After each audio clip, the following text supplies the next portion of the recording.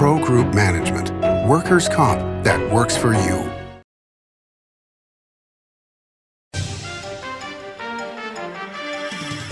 Hi, I'm Mark Robison, filling in for Sam Shad.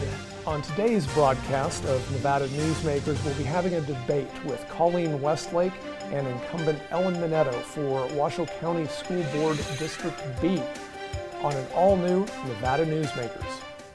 What kind of a man lies to women? This one.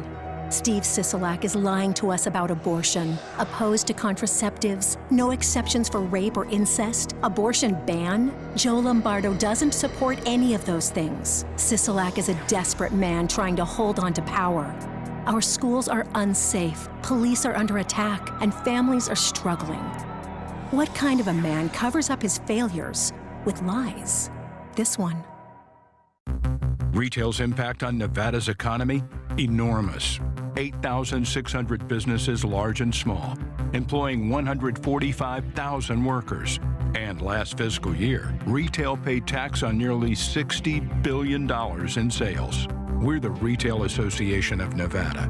We support retail, we help it grow, and we mean business. RANNV.org. With Nevada's only transplant center and verified burn center, the science is here. With award-winning cardiologist and the state's only dedicated heart failure clinic, the talent is here. With Nevada's most advanced robotic surgery, the technology is here.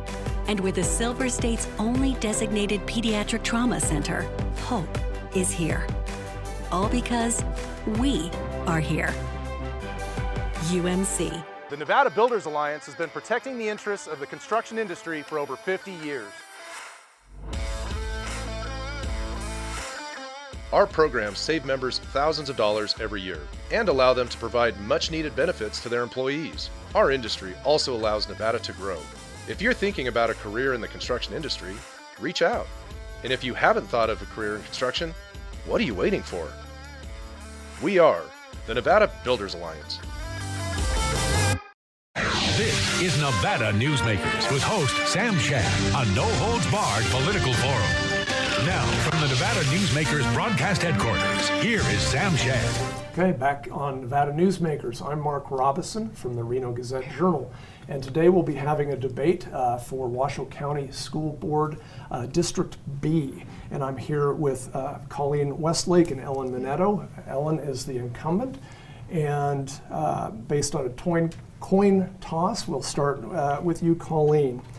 And so, according to the district's own data sent to the state, the proficiency of high school students in English and math has been falling in Washoe County Public Schools in recent years. Why do you think this is? I personally think that it's because we're not teaching basics. There's only so much class time, and as everyone is aware, the classes are a lot bigger now. So that is also a hindrance to get through material faster. So if we are not putting our emphasis on the basics and putting that time towards other subject matter like social emotional learning, it's going to take away from what the kids are able to take in, retain, and then be able to utilize later. Okay, Ellen, why do you think that proficiency scores, according to the district's data, has been going down? A lot of it has to do with what we've been through in the last few years. My understanding is that actually our test scores were up a little tiny bit after the pandemic. I think we need to teach the whole child. I think there's a lot. If a little kid doesn't get fed at home, they're not going to come to school and be thinking, spelling, that's great. It's just not going to happen. And granted, that is parents' responsibility, but it doesn't always work that way. So we need the social emotional learning. We need to have wraparound services for the children. We need to be teaching the whole child so that they're mentally prepared to learn. Thank you. Okay. And so this next question, also on student performance, is was sent in by a reader named Lorna, and it's what is your specific plan to improve teaching methods and knowledge levels for science, technology, and math courses, and to improve the testing scores for those same subjects. And Ellen, let's let you take this one first. Okay. Would you repeat the question? You betcha. And so a specific plan for improving teaching methods for STEM classes and getting those test scores up. First, we have to get more teachers teaching. We have to be able to pay them more so that they're there. And we teach to the Nevada state standards. That's what we teach. There's always room for lots of improvement. Further training for teachers, our CTE programs are phenomenal and growing and amazing. But as with anything else that has to do with human beings, there's always so much more to do, and a work in progress is what a school district is. There's never a, okay, we've arrived. It just doesn't happen. Thank you. Okay, Colleen? So our test scores have been sliding since before COVID, since 2019, and they continue to slide. So it's apparent that whatever we're doing is not working. So I think we have to change up the plan. I agree with higher pay for our teachers so that we retain the teachers we have and we can attract more teachers, because there is a definite shortage. I still believe we have got to get back to basics. The Nevada state statutes for the curriculum are very, very vague. There's not a real precise directive on exactly what has to be taught. So I think there is some give and leeway there where we can get back to basics and try and get those scores increased. I also think we should not be lowering the bar. The kids in the middle are the ones that are getting left out in the cold and falling through the cracks. We need to figure out how to raise the kids that are struggling, raise them up with support, tutors, extra time after school, and bring them up, not push the middle down. Thank you. So related to that, this reader had another question that played off something that you said, Ellen, and that she said that it seems that the school district is fairly high in administrative positions and low on teaching positions, and that how do you increase the qualified teachers by paying them perhaps more, but perhaps reducing administrative bloat, is her phrase. Honestly, our school district has something like 25% less administration than most school districts of our size, believe it or not. I believe that our new superintendent, being a new superintendent, is looking at some of that stuff to see what people's jobs are. We are the largest amount of our $1 billion budget in salaries is teachers. Huge percentage. I cannot remember the percentage off the top of my head, but it is a good sized percentage. Do you think they're being paid enough? No. I taught for 31 years. I sure don't think they would. Okay. No, and they don't get raises enough, and no, I surely don't. Okay, and so Colleen, to you, what do you think of this balance between getting more teachers, paying them more, and the administrative staff? So I have to disagree with Ms. Minetto. I do feel we are way too top heavy, and I don't. If we're going to compare ourselves to other states, we also have to compare that we have less administration. But these other states are really making an impact on children's education, and they're not paying their teachers enough here. Other states are paying teachers more. So I think that's what we need to invest in. I truly believe if we can retain the teachers, get the ball moving down the road in the right directions, and bring in more teachers and invest in teachers and not more administration. And I have heard from a little bird that they're thinking about adding more admin. I can't say that is a positive truth, but I think that they are considering that. hopefully me calling it out will cause them to heed, because I think it is a definite detriment to the benefits that kids will reap. We need teachers in the classroom, smaller class sizes. That's where our money should be going. Okay, and with that, we will be back right after these messages. Big oil makes big profits. To lower our costs, you gotta stand up to them, big time. Not Adam Laxalt. He's Big Oil's best buddy. As Attorney General, he tried to block a fraud investigation when Exxon got caught lying. Then, oil billionaires spent millions supporting Laxalt's campaign. No surprise from Adam Laxalt, who keeps making money from stock he owns in ExxonMobil and Chevron. He sells us out and cashes in. SMP is responsible for the content of this ad. Ahern Rentals began as Signal Gas Station on Las Vegas Boulevard. Founder John Ahern grew the business by offering rentals. His son Don built on John's legacy, growing Ahern Rentals into the largest independently owned American rental company, with 89 locations in 30 states. Don also brought his experience and vision to equipment manufacturing with Extreme Manufacturing and Snorkel. Today, Ahern Rentals continues to bring its family values to a new generation. Learn more at ahern.com. Pro Group Management specializes in providing industries with the necessary components to satisfy and exceed workers' comp requirements. Every business has unique needs and specific regulations. Pro Group Management stays ahead of the curve, providing up-to-date services to keep your industry in top form. Discover how we simplify your tasks, improve efficiency, and reduce expense to keep you moving in a positive direction. Pro Group Management, workers' comp that works for you. The 10th annual Nevada Newsmakers Goes to Washington is brought to you by the Regional Transportation Commission of Washoe County, your RTC, our community. Pro Group Management, workers' comp that works for you. University Medical Center of Southern Nevada.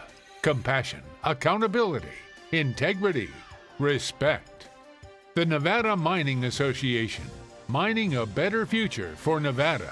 And NV Energy. NV Energy proudly serves Nevada, providing electricity to 2.4 million electric customers. This is Nevada Newsmakers. Okay, and we are back on Nevada Newsmakers. I'm Mark Robison from the Reno Gazette Journal, and I'm here with Colleen Westlake and Ellen Minetto, and they are both running for Washoe County School Board District B.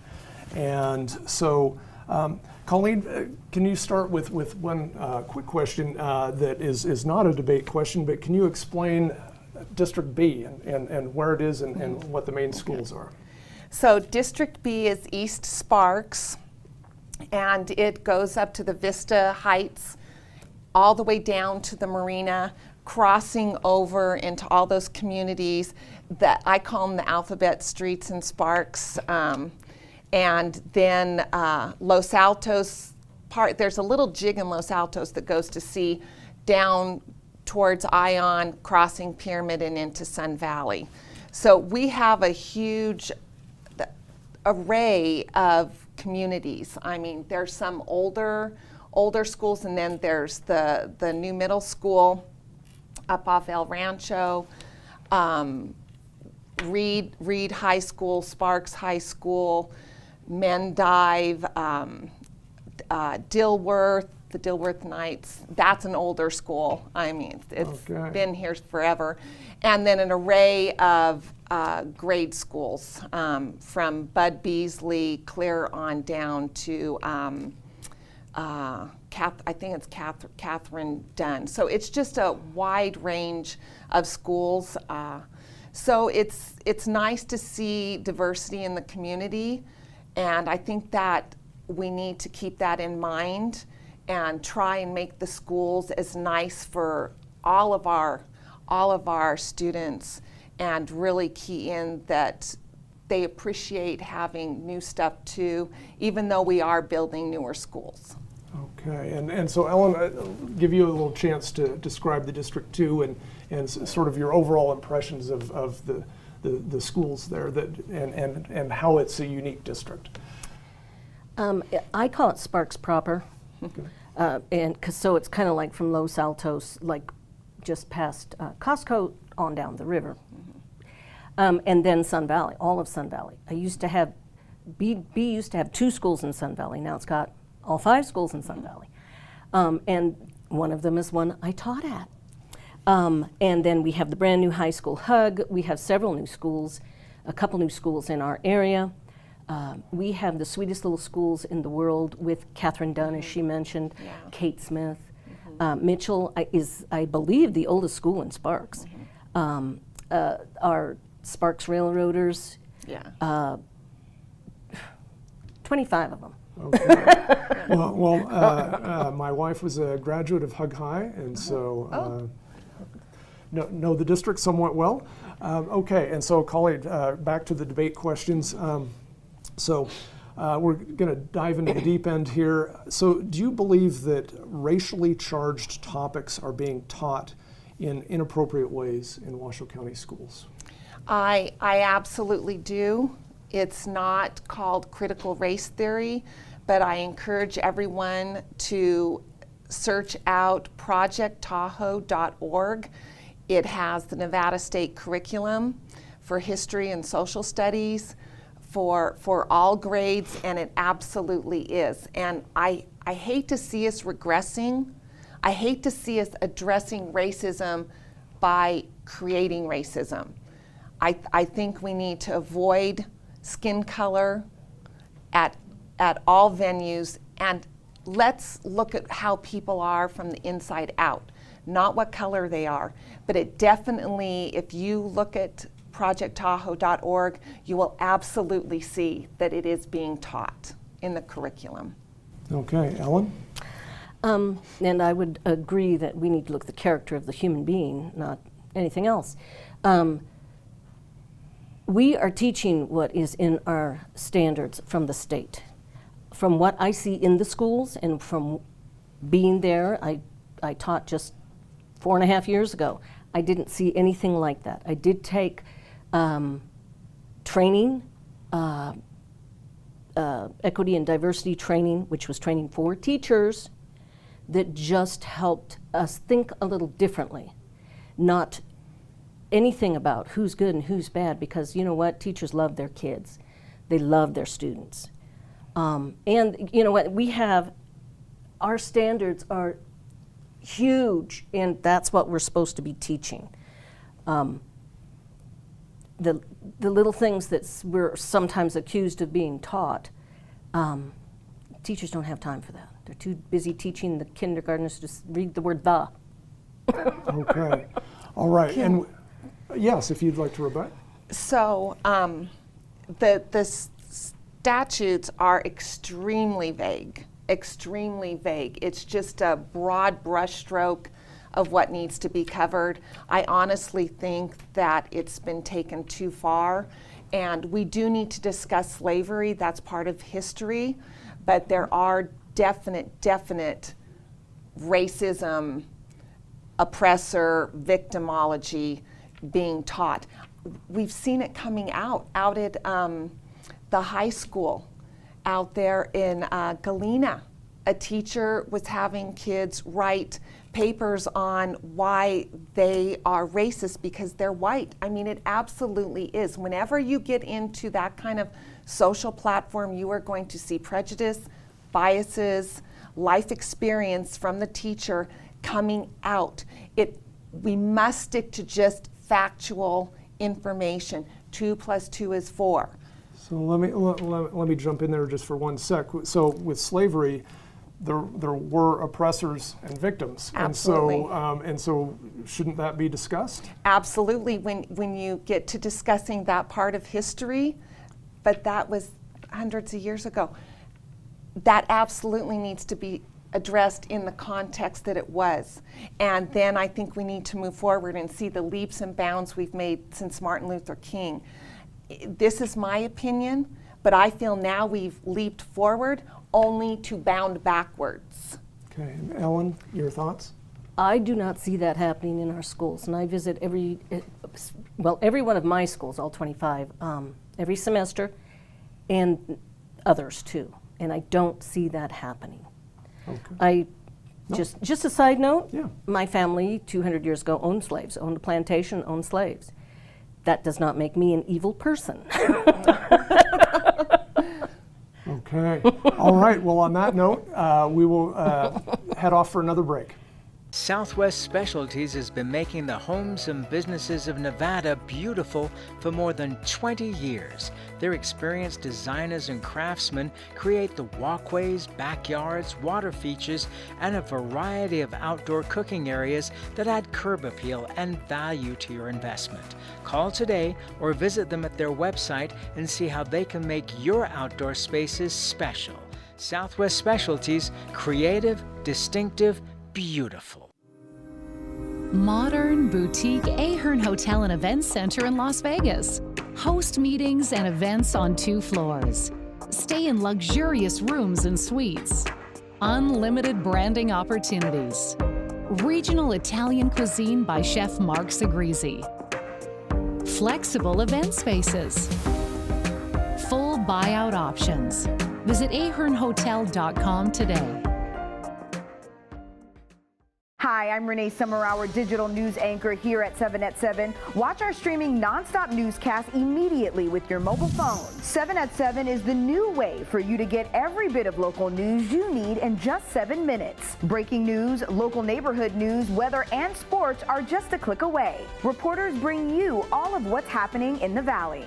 From Roku, Amazon Fire, Apple TV, YouTube, and more. Get every bit of local news you need from the RJ and LVRJ.com. As you know, Reno is booming. Toll's Development Company is helping it grow with insightful design and development, building community with every project, adding beauty, adding excitement, emphasizing our shared humanity. Reno is becoming bigger. Toll's Development is helping it become better, more livable, more enjoyable. To learn more, go to tollsdevelopment.com. tollsdevelopment.com. The 10th Annual Nevada Newsmakers Goes to Washington is brought to you by the Regional Transportation Commission of Washoe County, your RTC, our community. Pro Group Management, workers' comp that works for you. University Medical Center of Southern Nevada. Compassion, accountability, integrity, respect. The Nevada Mining Association, mining a better future for Nevada. And NV Energy. NV Energy proudly serves Nevada, providing electricity to 2.4 million electric customers. This is Nevada Newsmakers. And we are back again on Nevada Newsmakers. I'm here with Colleen Westlake, Ellen Minetto, who are both running for Washoe County School Board District B, and Sparks proper, we'll call it. And so, Ellen, let's start question with you in this last segment. What additional steps can the school district take to ensure the safety of students beyond what it's done recently? I just want to say that District B also includes Sun Valley, all of Sun Valley. Going back, being in the schools, doing code reds and code yellows and very terrifying things, really, really good things in place. That doesn't mean we're done. Single points of entry, gated, which you hate to gate up schools, but you kind of have to. I've heard that there's some thought about gun dogs, which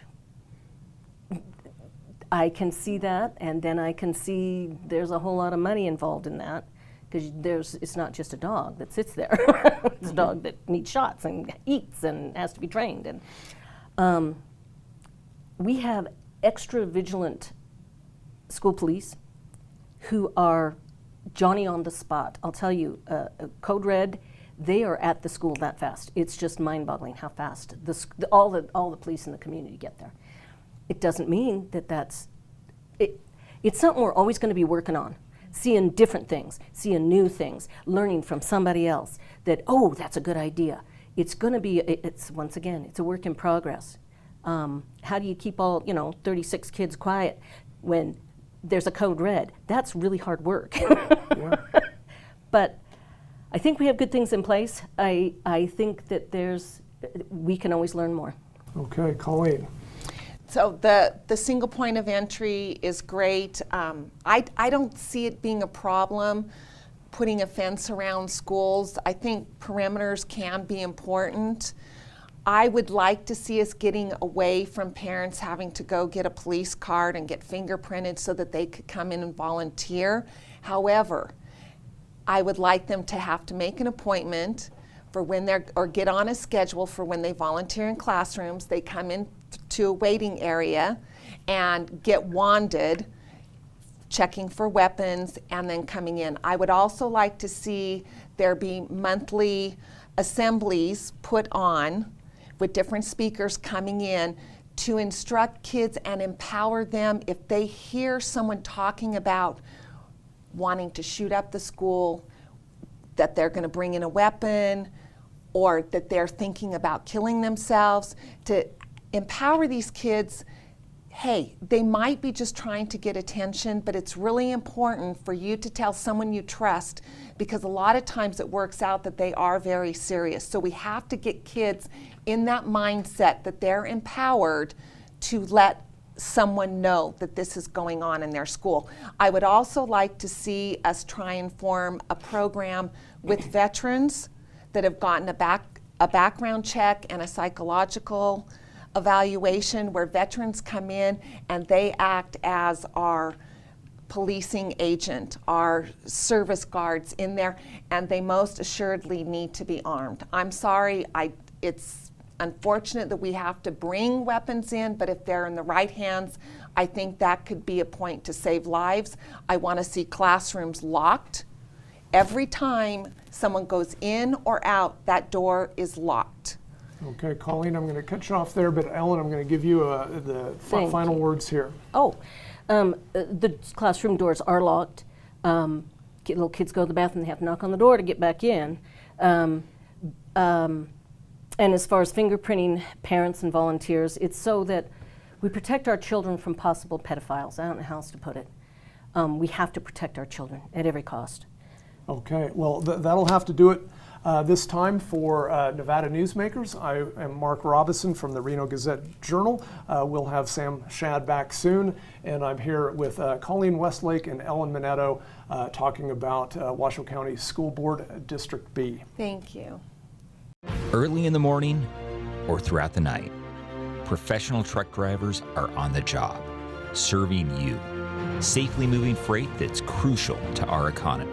From the oldest industries to our newest innovators, from the exotic to the everyday, trucks are everywhere, moving everything. Never afraid to embrace a future that makes Nevada and our nation stronger. Trucking moves America forward. What do you count on? You count on your power every day. At NV Energy, we've always powered what's important to you, but we're not looking at the past. We're focused on the future. While our standards are high, our rates will remain low. And our commitment to renewables isn't just meeting standards, but leading the way. Because you can count on more than just your power. You can count on the company who brings it to you. That's our promise. You can count on it. As always, you can watch Nevada Newsmakers 24 hours a day at NevadaNewsmakers.com. We'll see you on the next show.